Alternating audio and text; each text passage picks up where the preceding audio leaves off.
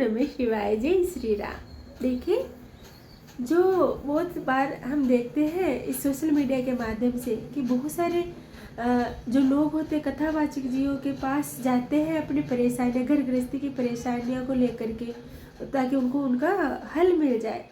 तो ये उनका भोलापन ही है जो वो लेकर के जाते हैं, लेकिन उनके पीछे उनको ये नहीं मालूम होता कि अपने घर की परेशानियाँ अगर समाज के सामने परोस दोगे तो कहीं ना कहीं हंसी का पात्र है वो। इसीलिए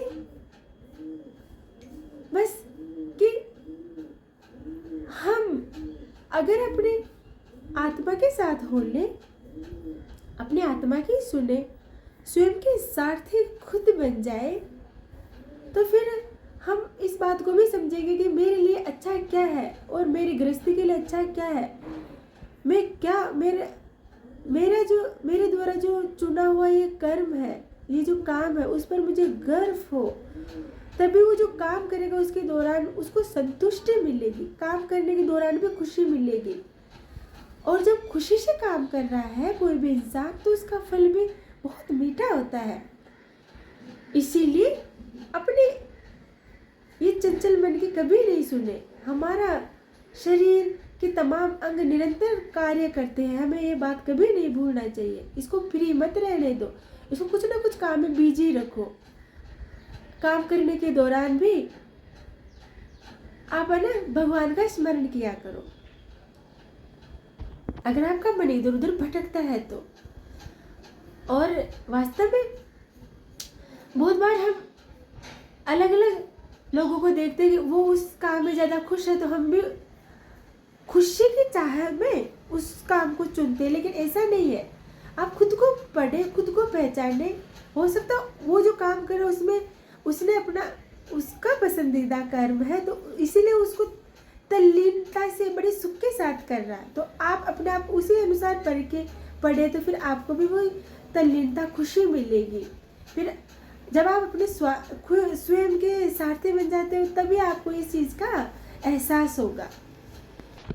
सुख यही है और अच्छाई भी यही है और मानव धर्म भी यही कहता है। फिर आप इस रहस्य को समझ पाओगे, फिर आपको कभी कहीं पर भी भटकने की ज़रूरत नहीं पड़ेगी, क्योंकि आप जिस चाह में भटकते हो वो हमारे स्वयं के भीतर है। आप अपने कर्म को अपनी पूजा बना ले। हाँ, जब हमारा कर्म हमारी पूजा बन जाता है तब उसमें सच्ची खुशी हमें मिलती है उस कर्म को करने के दौरान, चाहे वो गृहस्थ से जुड़ी हुई हो या हमारे काम से जुड़ी हुई हो या हमारे द्वारा चुने हुए किसी भी मार्ग से। कर्म ही पूजा है और हमारा काम कैसा हो जिस पर हमें गर्व हो। जब हम स्वयं के सारथी बन जाते हैं ना, तब हम इस रहस्य को समझने लग जाते हैं। ओम नमः शिवाय, जय श्री राम।